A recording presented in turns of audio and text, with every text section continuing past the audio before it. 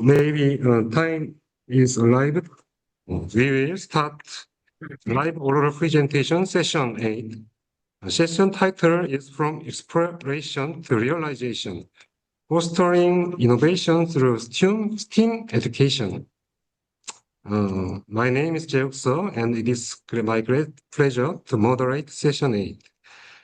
In this session, we have 4 fascinating presentations from Israel, South Africa, Poland, and South Korea. Each will share unique and powerful examples of how STEAM education can bridge the gap between initial exploration and tangible real-world innovation. We will hear about innovative teaching methodologies, the power of interdisciplinary projects, and the role of technology in nurturing creativity. Is there Professor Noah Danat Picard?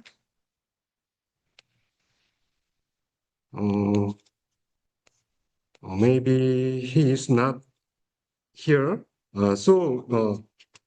We first traveled to South Africa. It is my pleasure to welcome Sune Stassen, the co-founder and custodian of Open Design Africa.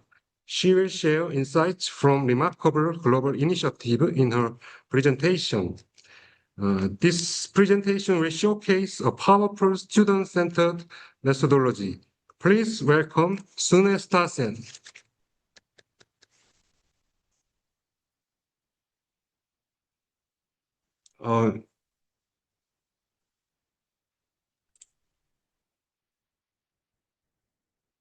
You are muted. Sune Stassen, you... What's happening? Can you hear me now? Okay. Oh, yeah. Wonderful. Yeah. Let's try again. Warm greetings from beautiful Cape Town, and thank you for joining me, and welcome to My Machine South Africa, which is one of the many chapters around internationally with My Machine Global Foundation. I want to start off by asking you this question. How big will you dream if you know you could not fail? And this is the kind of environment that My Machine methodology creates with young children to create creative self-confidence, to innovate solutions, and also for them to believe and know that their ideas matter. And these are the kinds of challenges that the founders of My Machine Global addressed. As we all know, I think we're all very familiar with this, what schools fail to do, and yet society on the opposite side expects people to perform on and to deliver, integrate creativity, or they fail to integrate creativity, yet on the other side, we need to solve problems and be creative. And they looked at how can we prepare students for the future, and how can educators navigate challenges from within this rigid education system. So our goals are looking at grow every child's creative intelligence, develop creative confidence to innovate solutions, and ultimately to equip and enable future builders to face the future with wisdom and courage. My Machine is a multi-award winner, but it's also endorsed by very key global figures. The late Sir Ken Robinson also wrote the foreword for the My Machine book. And I love this quote. Let me just, sorry, what did I do now? Can you still see my screen? Oh dear, apologies.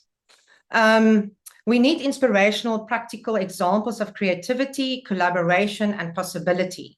And that is exactly what you will find in My Machine.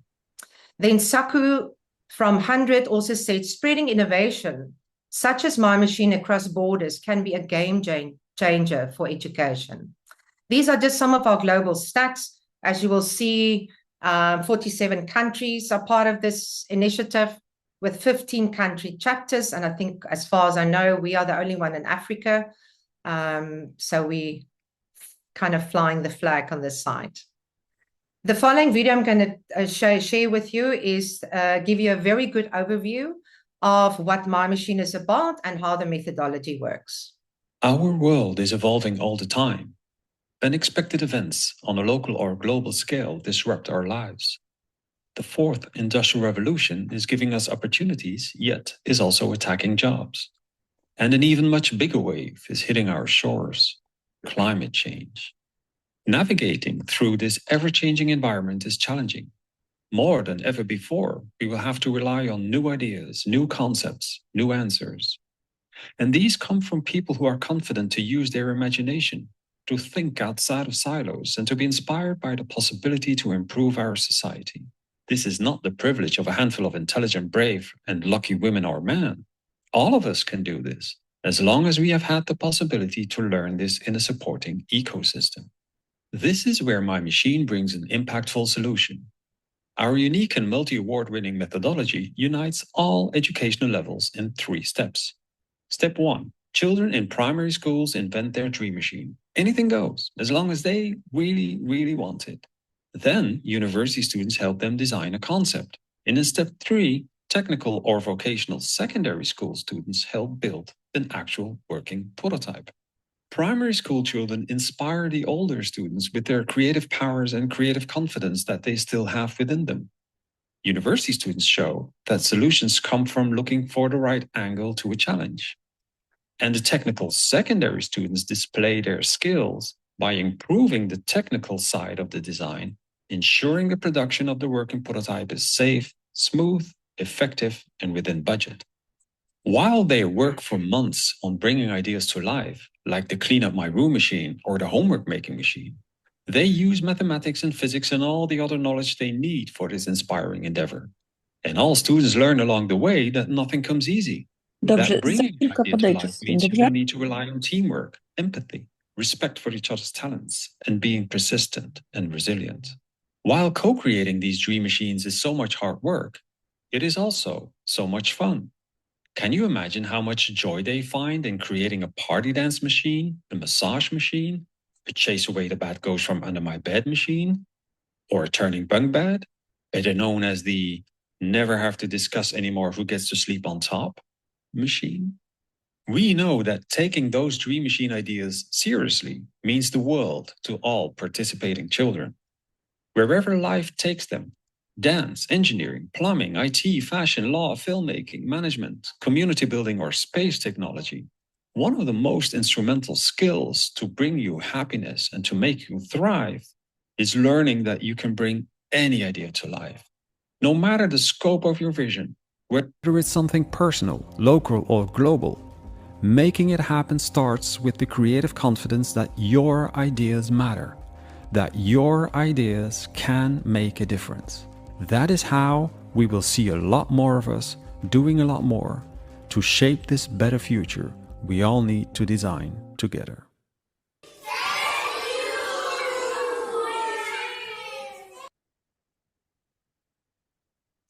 These are just some of the awards that My Machine is under their belt. I think the first award was in 2014, and this is just 2025, looking at Global Excellence Awards, World's Best in Child-Centered Learning, Hall of Fame for Corporate Life Wire Innovation and Excellence, as well as Tech Education Initiative of the Year. So in 2023, we started our first cycle in Cape Town in partnership with the Cape Peninsula University of Technology. This was a pilot project, proof of concept. We desperately wanted the university to come on board as a partner. So we chose a school close by. Our aim is to work in underprivileged communities, but we wanted them to get excited and to include it in their curriculum. So what I'm going to share with you was the process that was followed by the third year industrial design students at the university. And enjoy. You will see how the whole process worked. They developed 3 dream machines. So starting off with the drawings of the children, where they choose 1 drawing per class. Then the students need to come up with a concept, start building prototypes,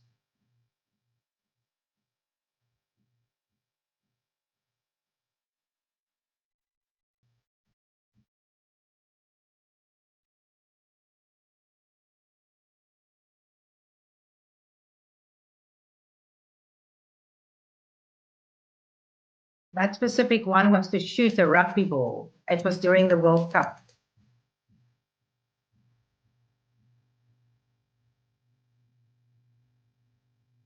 I think this dream machine was called Darth Vader Rugby. That was at the handover day at the school where the kids could enjoy their dream machines.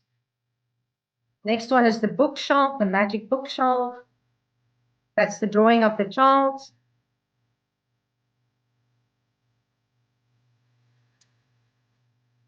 So once the workshop has been given, the very first one where the children comes up with their ideas, the students don't only go back and create something, they actually work in very close connection with the children. It's a collaboration because the children are actually their clients.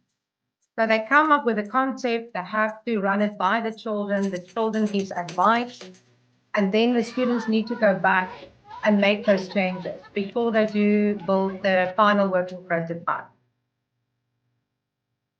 These are just showing you some, the typical how designers work, storyboards, stamping, coming up with a concept, modeling.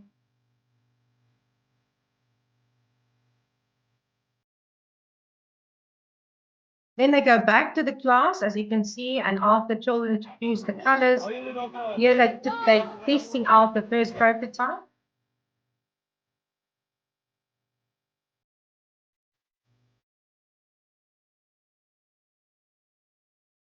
Such a beautiful STEAM exercise.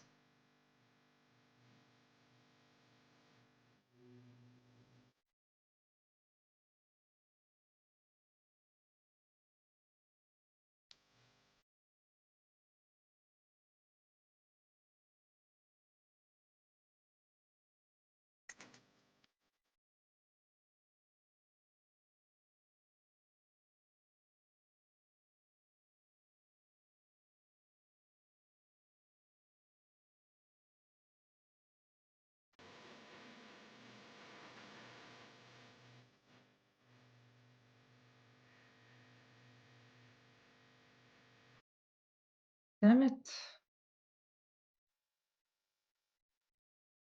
I'm so sorry, it happened again. Okay, I'm going to move on because I think we're running out of time. I'm sorry, I actually wanted to show you quickly just what the final product looked like. So sorry about that. I don't know what happened. Okay, it happened again. Anyway, let's move on. So in 2024, we wanted to get another partner on board, the very well-known Zeitz MoCA Museum in Cape Town.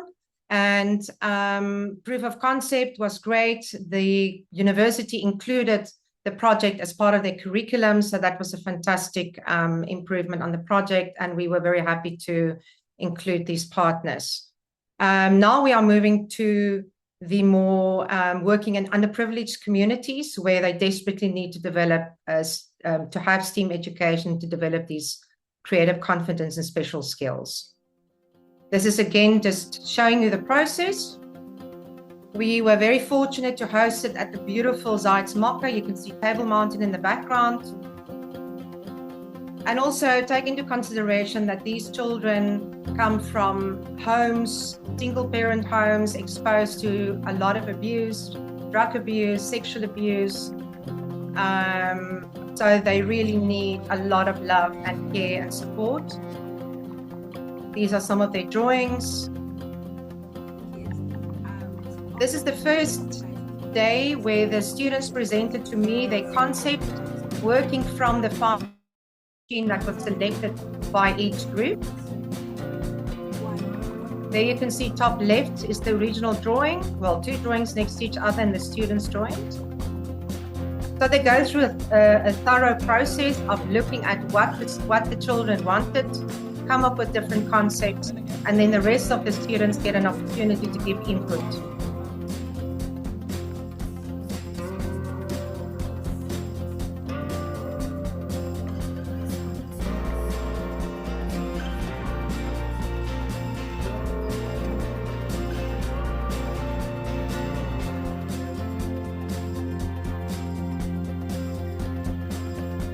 Then they went to visit the school to show the kids what they came up with so that the children can give input in terms of changes they would like to see, color choices, etc. After that, the children visited the university.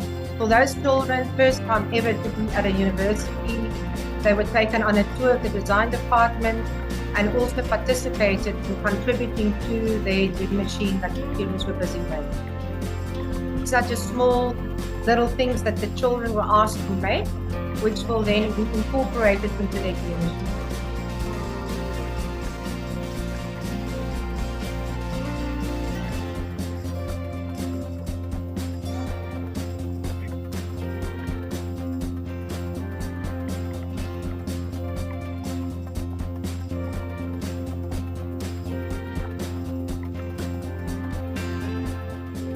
Then there was the school handover, which was usually a huge excitement for the children to actually see and experience their final dream machines.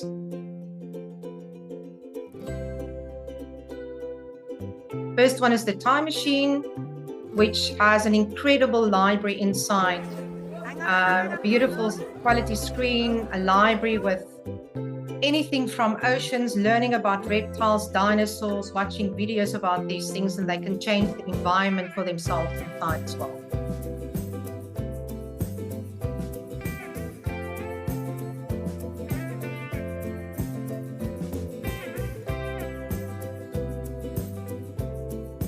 Next one is a jelly cycle, which is to encourage teamwork in terms of recycling and collecting eco bricks. And under the skirt of the jellyfish are those small little jellyfishes that the children made. It gets covered by oh, so cute. This is the CASPE, stands for Care Assist Support. This is a very interesting project. Maybe I must just... Why is it happening again?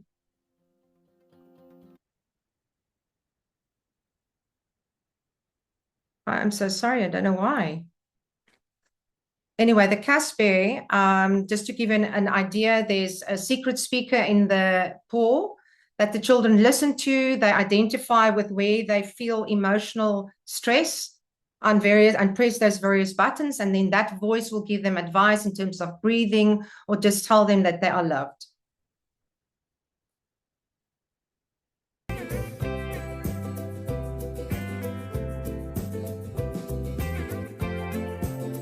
This is the Crunch Bunch, also a recycling project where the children learn about recycling, and they're using that arm to squash the can.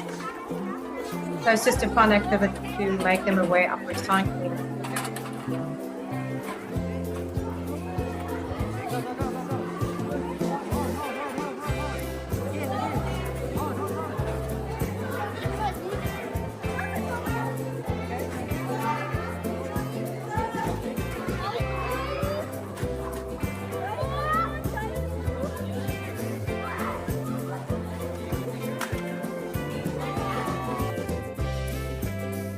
The Marines, it's a water filtering system that's actually placed in the classrooms where they can actually physically see how water is being filtered. And all these green machines have become part of the curriculum of the school.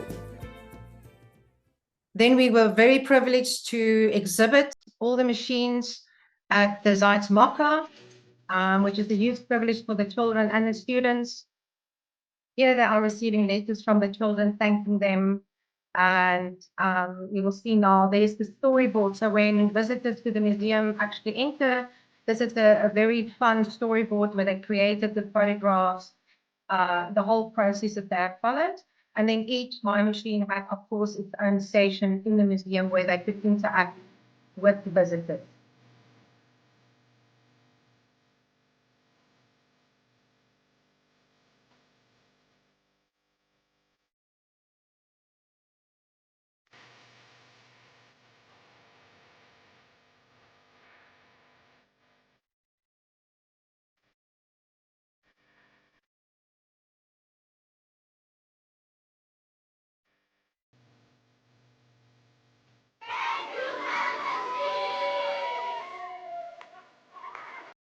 I want to quickly just finish off by sharing this with you. From Reimagine Education, highlights the world's best educational innovators revolutionizing teaching, learning, and employability. Those who come out on top, like My Machine, have demonstrated innovation, versatility, and effectiveness in promoting impactful collaboration-based pedagogical approaches. And I wanted to leave you with this. We need to understand that we're part of a much bigger picture. And through investing in creative play, through STEAM education, we are all investing in a $2.54 trillion future global economy. Thank you very much for your attention. Sorry for all the glitches. And my details are down there. And if you want to find out more about My Machine Global, there's the website. Thank you, Sune, for that inspiring look into the My Machine methodology and for showing us how students' dreams can become tangible prototypes. And is very impressed. And the students are enjoying your My Machine. Thank you. Yeah. Our second presentation comes from Poland. I'm delighted to introduce Patricia Janek-Kankid, a mathematics teacher and STEAM educator from the EDUCO Foundation. Patricia, we are ready for you. Okay, hello everyone. Thank you very much for introducing me. Just please let me know if you can see my presentation. Can you see my presentation? Yes. Yes, Okay. yes. So that's great. Okay. Yes, so currently I'm a public officer, so I work for the Warsaw City Hall, for the Warsaw government. As a finance officer, but for the last 5 years I have been a math teacher and also STEAM lover and STEAM educator. But it is worth to say that my foundation to be a good STEAM teacher is coming from the local government where we look at all our processes from the meta side. And also from my experiences from South Korea, where I went there as a public officer to do my master degree. And also I learned about Korean experiences, which are like important for me. And I'm also using many of them in my like teaching life or in my like financial job that I'm doing right now at the City Hall. But today I would like to represent the EDUCO Foundation, and I would like to share with you one project that we are about to finish. The project name is From Crystal Growth to Digital Devices, integrating Czochralski's discovery into STEAM learning. It's very important project for us and for Polish people because the Czochralski is one of the most cited Polish scholar in the world, but most of the Polish people, they don't know that this scientist even exists in Polish history, and he did like really wonderful job that right now all of us, we can use electronics, we can have processors, but I will also explain more about his achievement. So the mission of our organization is to design innovative STEAM education programs that empower students with the skills to shape the future. Our organization was established 4 years ago, and the vision of this organization is to expand access to interdisciplinary education in Polish schools and kindergartens by using safe new technologies. So this is important for us to, if we are promoting or when we are using new technologies, it is important to use safe new technologies.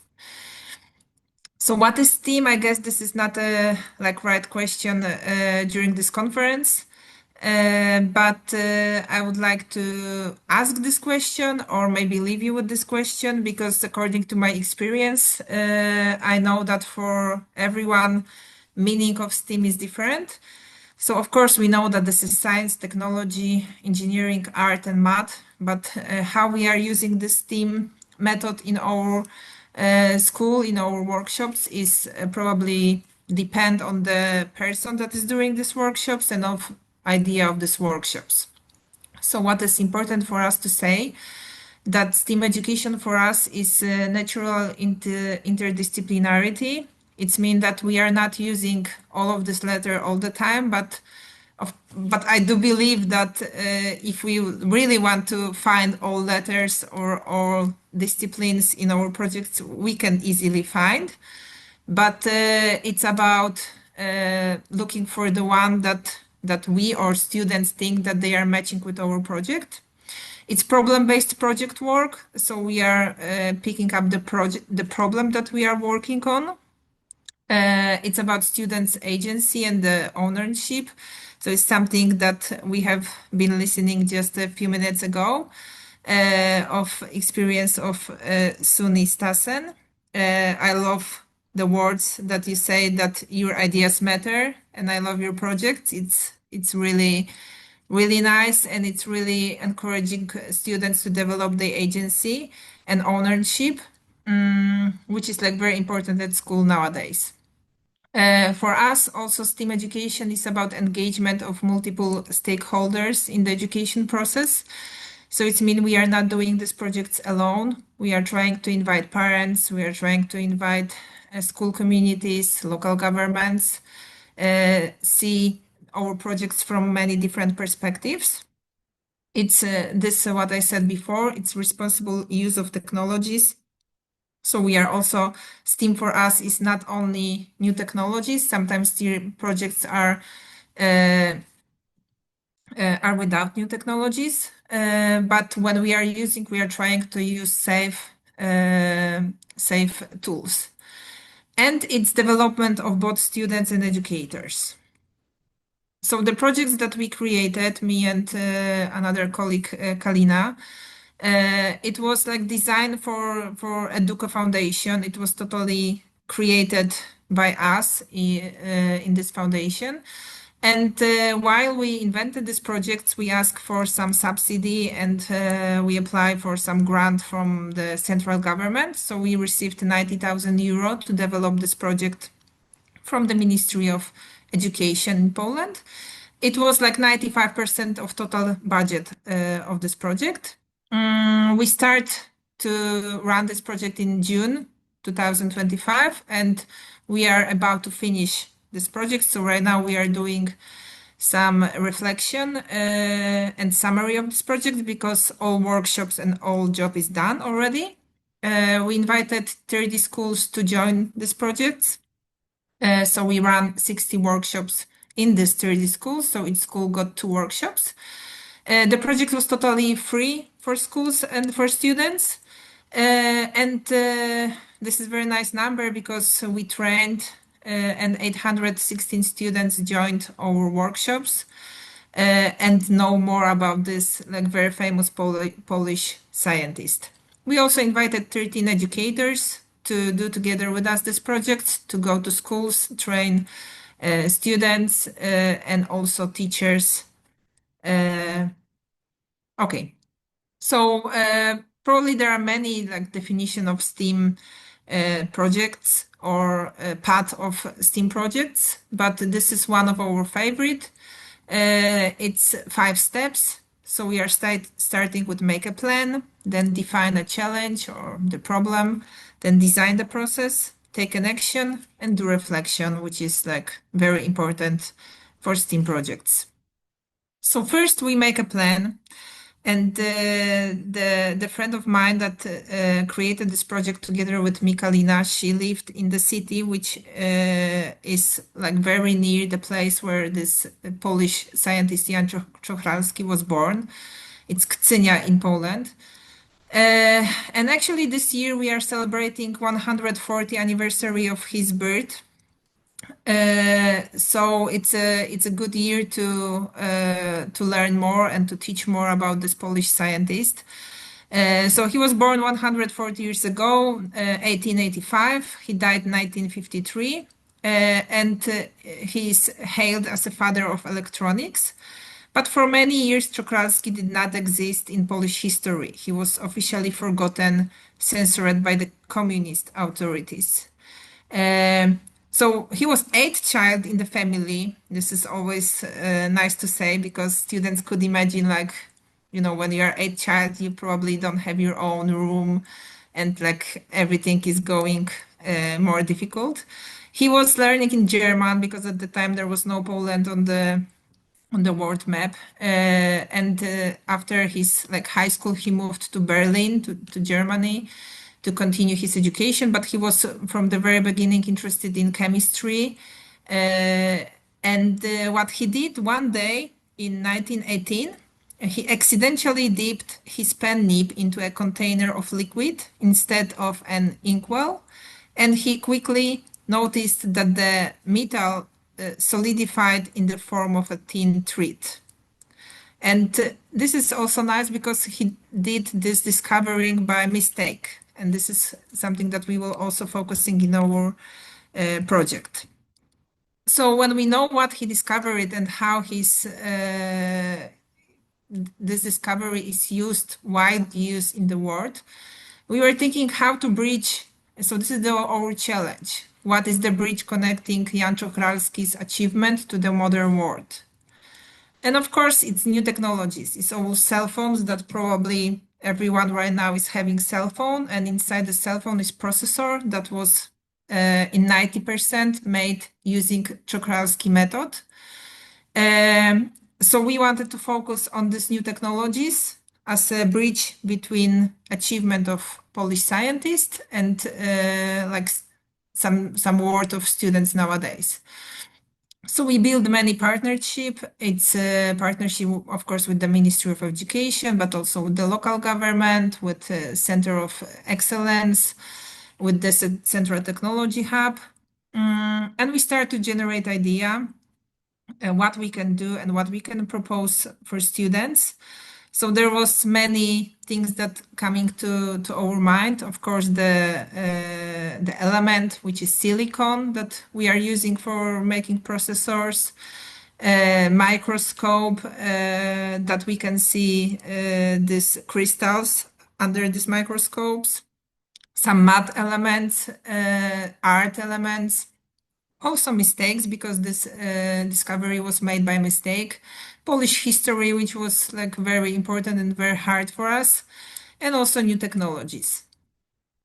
But before we start to make this scenario and design all of this project, we were use our curiosity. Okay, we know about him, but we want to go and check if this method is still valid, where we can go. And we start to search and we found that there are some places in Poland, probably in many places in the world, that they are using this method all the time for making this silicon waffles, then to cut and to make processors, or for optical service. And we just text to one laboratory in Poland, and they invited us to come, that we could see how these crystals are growing, how they are using, how the machine looks like. So it's something that students always ask, okay, where I can use, when I can use, why I need to learn something, but probably I will never use it again. So we also whereas students, okay, I want to see first, then I can go and teach students or show students that, okay, it's matter, it's valid. It's not some historical issue, because it's still important. And so we went there, we have seen the process, we have seen examples of crystals that was made by this method, and then we were brave enough to make this scenario and make all of this project. We also invited the local government, the city of Kcynia, the born place of Jan Czochralski, to join our project. So they also share with us some photos of Jan Czochralski and the knowledge that they have. We also invited the Institute of Geological Sciences of the Polish Academy of Science to join us, because none of us is a chemistry teacher, and we wanted to be sure that all materials that we are making are correctly. So they gave us like many perspective of the silicon, where we can find it in the which place we can find it. And they gave us also some example that one of the minerals discovered in the Morasko meteorite that was that fell near Poznań in Poland was named Czochralski-ite in honor of Polish scientist Jan Czochralski. We also contact with the Central Technology Hub in Warsaw because we wanted to use this microbit, because we know here is processor that is made by this Czochralski method. We did the prototyping, so we went to one school, and when we knew it already what kind of projects and what kind of scenario we want to make, we went there to ask students, okay, what do you think about this? Is it okay? We also asked psychologists, because it was important for us to make this project inclusive and to make sure that every student will feel comfortable during these workshops that will run in 30 schools. We invited educators and made onboarding of this for these educators. And then we take an action. So we wrote the scenario for this project. And what do we have in this scenario? First, we start with some introduction and team integration. Then we are starting with small experiment using this microbit. It's electrical conductivity tester. And during this experiment, we are asking students to guess, how do you think, like banana can conduct the electricity or not, like Play-Doh, metal, plastic, and so on. And this is also our foundation to talk about mistakes. It's a wonderful time because not everyone know that plastic don't conduct the electricity. Then we show the biography on Jan Czochralski by showing them some short video and ask them, who was he, where he was born, what did he discover, or and how did he make this discovery, and what kind of chemical element is involved. Also, we talk about the map. We talk about Silicon Valley, for example, in United States. We are showing the map of Poland to ask, which voivodeship you are living, or which voivodeship the Czochralski was living. How all of this method how was invented. And second part is learning by mistakes. It's our favorite one because nowadays everyone wants to be perfect, and STEAM is a wonderful method to teach how that not everything needs to be perfect. And Czochralski also did his discovery by mistakes, so he's a perfect person to show students that by making mistakes you can also achieve wonderful thing. Just you need to make conclusion and think why it's happened like this. So it's encouraging students to ask why. Students are making a mind map with their mistakes, what they think about this.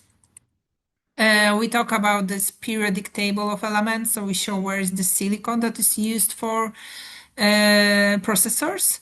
We are also using microscope to show small part of minerals to see, for example, this silicon waffle under the microscope. And we use also math, art, tech projects. So silicon together with oxygen is like in the shape of tetrahedron. For me, as a math teacher, it's very important to also use and teach these 3D shapes in the early age. So they know the name of this figure, and they also build by themselves. We also show that this triangular prism is used in the architecture. So we have a photo of New York City and some skyscraper that is built in the shape of this tetrahedron. And then this is well, of course, the most favorite part for students. So we are going to engineering and technology project with microbit. We were doing 2 projects, like temperature controller fan and walking robot project. It is worth to say that me and my colleague Kalina, we wrote two wonderful books. One is a book about this project, so you including scenario and including all information about the method, the Silicon Valley, Nobel Prize, and so on. And another one is some workbook for students that they can get instruction how to make these robots. And these all boxes here, STEAM boxes, these 30 schools they received. So we included in this project that every school will received like package of bricks, package of microbits, and also these books.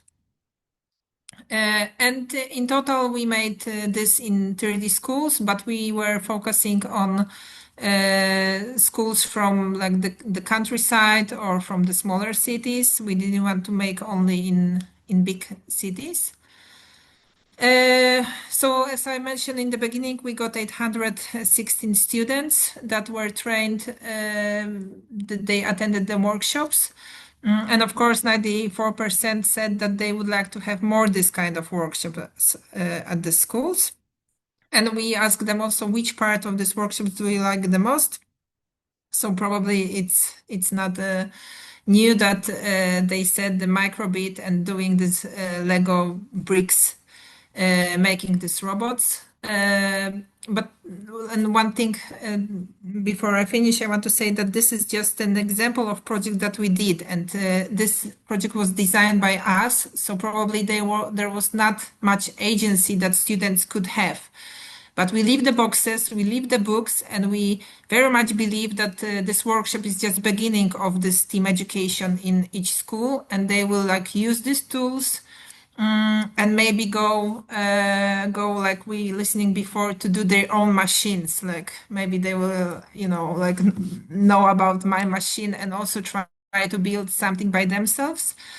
So usually this is usually how we do. Like we do giving more agency to students, but this project, because it was like financed by the government and we need to propose what exactly we will do, so it was like more lead by us.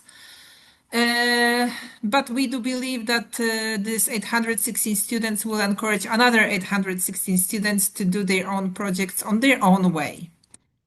That's it. Thank you very much for listening to me, and if you have questions, I will be very happy to answer. Yeah. Thank you, Patricia, for sharing that wonderful project.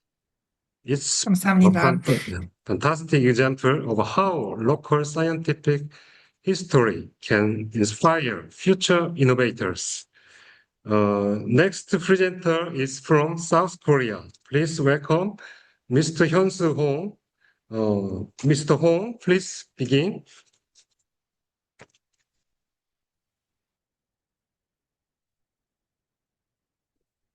Good afternoon, everyone. Sorry. Today, I'm excited to my present research on the practice of convergence education using planners. My name is Hyun-soo Hong, and I am researcher at the CERI, the Convergence Education Research Institute. Here is the outline of my presentation. I will begin with the why, then move to the what, and finally the how. So let's begin with the fundamental questions. Why is convergence so important in education? To answer this, we first need to define what convergence truly is. Many people think it's simply about mixing different subjects together, but I argue that it is not. True convergence is the insight to see how different fields are already interconnected at their core.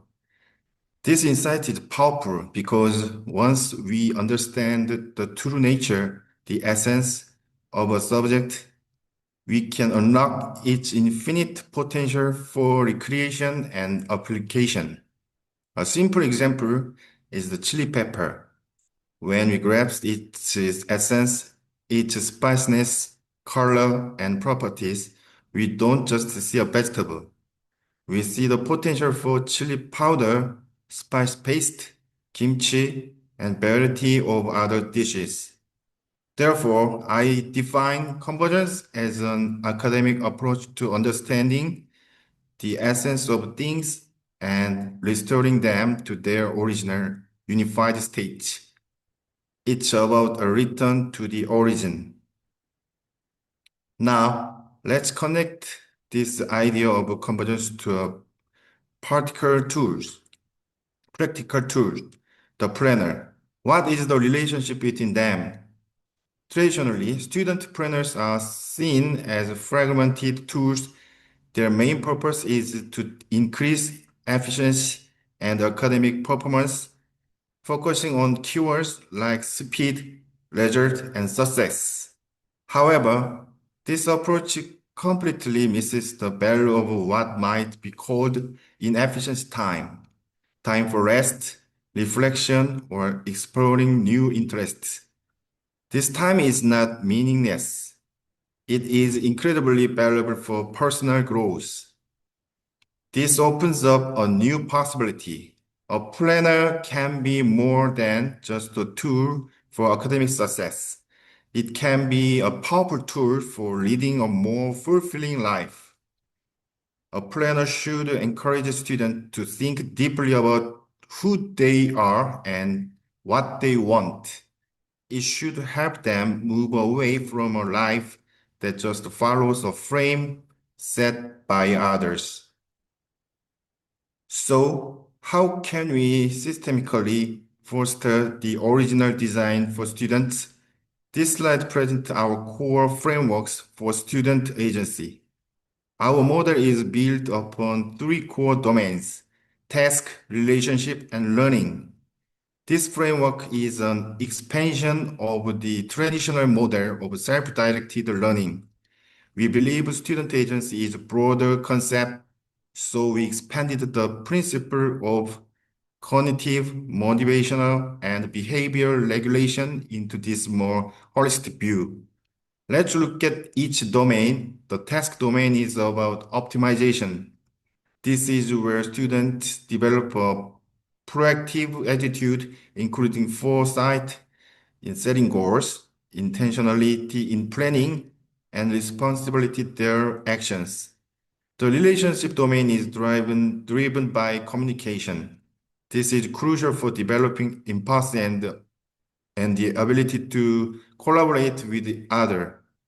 And the learning domain is sparked by engagement and fun, which empower the student to find their voice and cultivate a growth mindset. But the most powerful dynamics happen at the intersection when task optimizing meets learning engagement. It fosters consistent action. When task optimization meets relational communication, it leads to effective problem solving. This brings us to the ultimate goal. Our central hypothesis is that through student agency emerges right here in the center from the synergy of three domains. It is this dynamic balance that empowers the student to truly lead their own growth. Having explained our theoretical framework, I would now like to introduce the actual planner we designed. This is the basic weekly layout. At first glance, it might look like a standard planner, but every section is intentionally designed to cultivate student agency. Let's break down different domains. First, the main schedule at the top is the time and project management area, which correspond to our task domain. It's used both quantitative management, like scheduling classes, and qualitative management, where students reflect on how they use their time. This is where they practice making choice and taking responsibility. Next, the bottom left section with the thanks diary is the relationship training area. By practicing gratitude, a student can develop empathy and considerations for others. which key to building collaboration skills or co-agency. The bottom right section is the knowledge management area, the heart of our learning domain. Here, students manage ideas from their reading and are encouraged to develop their own unique thought, which strengthens their student voice. Finally, this section here for habit management, helping students build consistency in their routines. As you can see, this planner is not just a tool for scheduling, but a comprehensive system designed to integrate to domains of task, relationship, and learning into a student's daily life. Now, I will show you the most important part of my presentation, the living evidence. The following slides are the authentic stories of our students. Please watch the screen as I walk you through this vibrant tapestry of their growth. As you can see, this is not a tool for standardization. It is a canvas for individuality. Some students structure their task with incredible detail, showing the task domain in action. Others fill their pages with reflections, doodles, and low emotions, proving this is a safe space for their authentic selves. But please look beyond the schedule and to-do list. What you see is the cultivation of a deeper life. You are seeing the relationship domain blossom. In the Thank Diary, they are not just writing thank you, they are actively noticing and appreciating the specific action of others, from a meal shared with family, a kind word from a friend. This is the practice of empathy. You are also witnessing the learning domain expand beyond the classroom.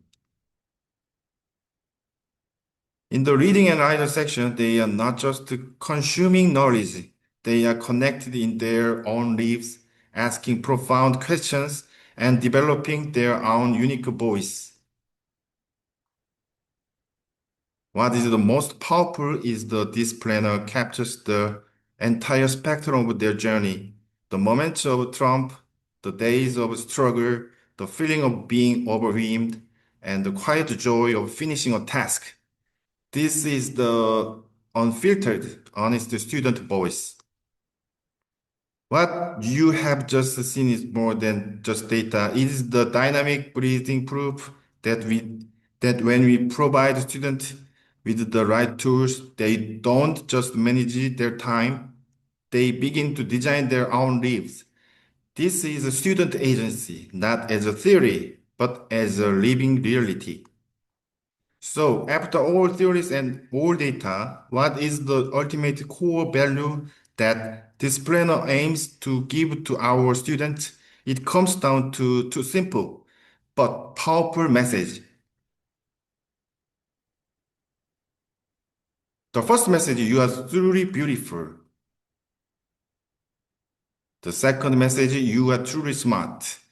This is not about high test scores. It is about empowering them to believe I am capable. I can any challenge with confidence.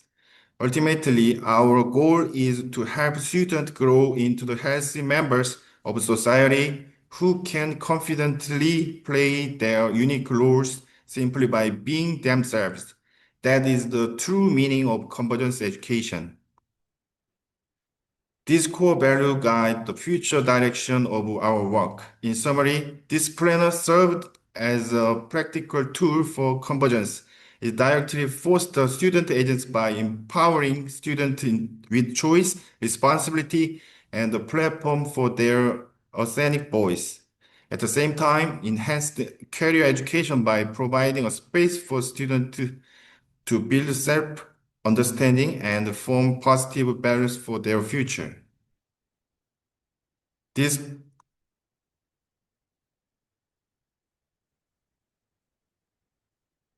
concludes my presentation. Thank you very much for your attention. Thank you, Mr. Hong, for that practical and insightful presentation. on fostering creative thinking through the invention process. Finally, we conclude our session with a presentation from Israel. Please welcome Mr. Thierry Dana-Picard. Thank you very much. First of all, I want to apologize once again for having arrived very, very late, but it was because of an accident on the road.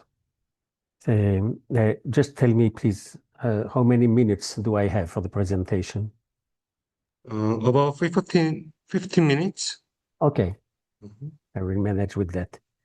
Okay, so I want to thank the organizers for inviting me to present this, and it's very, very important, a very yearly conference, and I appreciate this very much. So I would like to speak about what is written here in Exploration of In-Service Teachers, ZPD. ZPD is for the Zone of Proximal Development, and the way we can do it using technology, using mathematical software, actually much more than what I can present here. The audience that we had in order to produce these activities was an audience either of in-service teachers. They have already a first degree in their pocket, and they are learning toward a more advanced degree, or students in pre-service curriculum. But anyway, with some modification because of the specific background that they have or they don't have, it can change. But the philosophy of the things is the same one. The goal is to extend knowledge and to arrive to some teaching innovation. So the pedagogical framework is like that. We will explore the zone of proximal development. For people who are not specialists, not acquainted with that, I will explain very briefly what it is. In an environment of ethnomathematics, this also is very important, and for sure we are doing that in an environment with a STEAM approach, which can provide us learning through exploration. So what is a zone of proximal development? If we are looking on the diagram here, we represent here by the center disk at what the learner already knows. These let's say, it represents a set of tasks that the learner can do by himself without any external help. The ZPD, the zone of proximal development, is the zone where, on the basis of what the learner already knows on his background, he can proceed further, but it needs to have some guidance. This will be provided by scaffolding. This can be done by having guidance by the teacher, by an educator, or by peers. But the student or the learner can explore a more expanded set of mathematical topics, or it's true also in other fields, but he needs guidance. But beyond that, this is something that the learner cannot. The gap between his background and what is needed for this, it doesn't have. So the ZPD is the in-between zone where the learner can proceed and can have some achievements, but he needs guidance. To do that in a STEAM approach, I think that I don't need to explain it, because we can explore it using tools and knowledge in various fields: science, technology, engineering, arts, and mathematics. Not every problem, not every task will involve all the components at the same level, but everything can be included into the same task and the same problem. We use a lot of time an approach which comes also from ethnomathematics. Ethnomathematics has been coined by and explained and founded by Uberto D'Ambrosio, who passed away 4 years ago. And it focuses on real cultural practice. So you can convey a new mathematical knowledge and explore new mathematical knowledge using the cultural background of the students. And what is done in one country may be very different than what is done in another country. They use their own culture in order to develop mathematical concepts and mathematical understanding. For example, you have here two examples. On the left, the work has been done using traditional handcraft from Tanzania.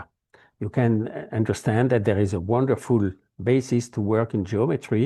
It can be 2D geometry, for example, with the necklaces that you have here on the right. It can be 2D or 3D and deformations using the artifacts that you have here on the left. On the right part of the screen that you can see, this has been done on the basis of bridges in Philippines. And so the students could build models using software, in this case GeoGebra, of various bridges. Guillermo Bautista have collected tens of examples of such models. And for each model, the students could explore the shape and use different mathematical objects or tools such as transformation, plane transformation, space transformations, and a very nice geometry could be used. Actually, the software environment is very important. And what is of utmost importance sometimes is to use two different software. The dynamic geometry software enables exploration. The part of a computer algebra system enables to make computations and precise computations in order also to have an exploration which will lead to some conjecture, and the conjecture will have to be proved in order to transform it into a theorem. And so the precise thing, the precise result can be obtained by computing with a computer algebra system. But if in the past, dynamical geometry software was something and computer algebra system was something else, today they have some common features. And for example, in GeoGebra, which began as a dynamic geometry software, there is an embedded computer algebra system with a total synchronization. This is what you can see on the diagram here on the right. The arrows are describing the switching from one kind of representation to another one. And generally, a computer algebra system enabled to switch from symbolic presentation, formulas, parametric presentations, equations, and so on, into graphics, but not in the reverse direction. GeoGebra, for example, a dynamic geometry system is totally synchronized. And so if you are plotting something geometrical, it translates it immediately into algebraic data, equations, coordinates, and so on. And so the richness of the environment provided by the different softwares is a wonderful environment in order for students to explore and to try. For example, here, the picture on the right is the rosette on the main facade of the biggest synagogue in Europe. It is in Budapest, in Hungary. And students have been required to use the mathematics that they know and the software in order to build a model of that. On the left, you can see, once I arrived to the class, and actually, this is a student. The student explained to his peers what he could do and what he developed and how he analyzed, first of all, the architecture that is proposed to them and how he translated into mathematics and explored the different possibilities, symmetries, and transformations for doing that. This has been done with another synagogue in Budapest, using the measurements on very well the plans. The drawings on the left are from the 19th century, used by the architects who built the building at that time. And it could give also an extension towards the golden section, which can be done with other objects. Another kind of approach for that, and in another domain of mathematics, is here. On the right, you have a drawing made by hand by Kepler in order to describe the orbit of Mars when viewed from the Earth, a geocentric orbit of Mars. But actually, using software, because by hand it's very, very hard, we could explore with students parametric curves and using models of trajectories, but modeled as circles, not as ellipses, of trajectories in space, and using true orbital data on the distance from the sun, on the velocity, and the different other data that can be obtained from web searching. And so we could translate it into plotting, dynamic plotting, and actually, and the byproduct that we had here was a more profound understanding of the influence of the approximations, because no data in space is totally exact. And so for the distance, the ratio of distances from the sun to the Earth or from the sun to Mars, you can take a ratio of 1.8 or 1.81 or 1.818. You will obtain in your model totally different curves. The only common feature being that the curves that you are describing belong to the same kind of curves, epitrochoids or hypotrochoids and so on. And so by that way, you can obtain a lot of new mathematical knowledge, and the knowledge that you have with the software, the new technological skills that you develop with your students are an integral part of the new mathematical knowledge. And this can be very, very different from student to student, but they learn something that they read in the newspapers and they have in their background, but they develop new mathematical knowledge. We based our work, for example, for trajectories in space at the time where 3 probes have been launched from the Earth to Mars, and every newspaper in the world was full of that. And so this is the way we can do, but we are developing something more advanced in that. And this is, for example, we had a lunar eclipse 1.5 months ago about that. This was a very wonderful opportunity to describe the mathematics around the ellipse, the Thales theorem, and what can happen with that if it is a solar eclipse. But if it is a lunar eclipse, the Thales theorem doesn't apply. The phenomenon is quite different, and we can join something from physics to explain why when we have a solar eclipse, we don't see the sun, but when we have a lunar eclipse, we see the moon. It's a red moon, very, very special. Here in Israel, we could use, this is ethnomathematics, we can use texts from the Talmud, from the tradition, from the Jewish tradition, in order to try to understand these texts. It cannot be understood in a literal way, but that way we could do it. And this is the thing which is very, very important.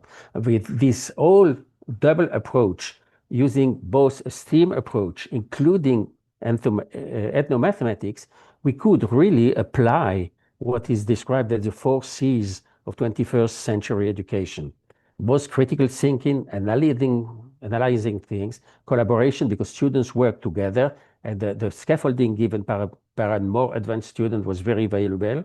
Creativity, communication is very, very important, but communication not between human beings only, but between human and machine, and also between machine and machine, as we use 2 kinds of software. So we have to transfer some data from one software to another software and then back. This is very rich environment. But all this is based actually on the 5th C, which is curiosity. I remember that Patricia told something about curiosity, and this is very important. Without any curiosity, you cannot explore the zone of proximal development, because you are not interested in anything. So curiosity is very important together with the other 4 C's, and so we need these 5 C's.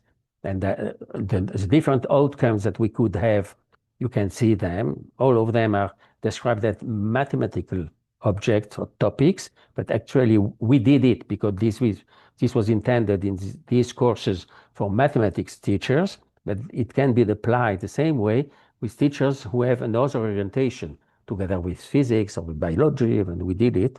And this is the thing which can be very important. And as a whole, we broaden by that way mathematical knowledge. We improve natural curiosity and engagement. If students are not engaged you cannot do anything.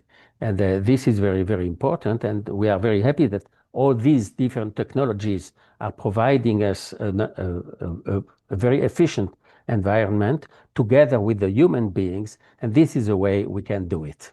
Thank you very much. Oh, thank you, Professor Dana Picard, for the thought-provoking presentation, connecting ancient knowledges with contemporary STEAM challenges. Oh, thank you. And this brings us to the end of session 8. I would like to extend a heartfelt thank you to all 4 of our presenters for sharing their invaluable work and diverse perspectives on fostering innovation through STEAM education. Thank you to our audience as well for your attention and engagement. Please now return to the main conference room for our next scheduled event. Thank you. Thank you very much. Thank you very much.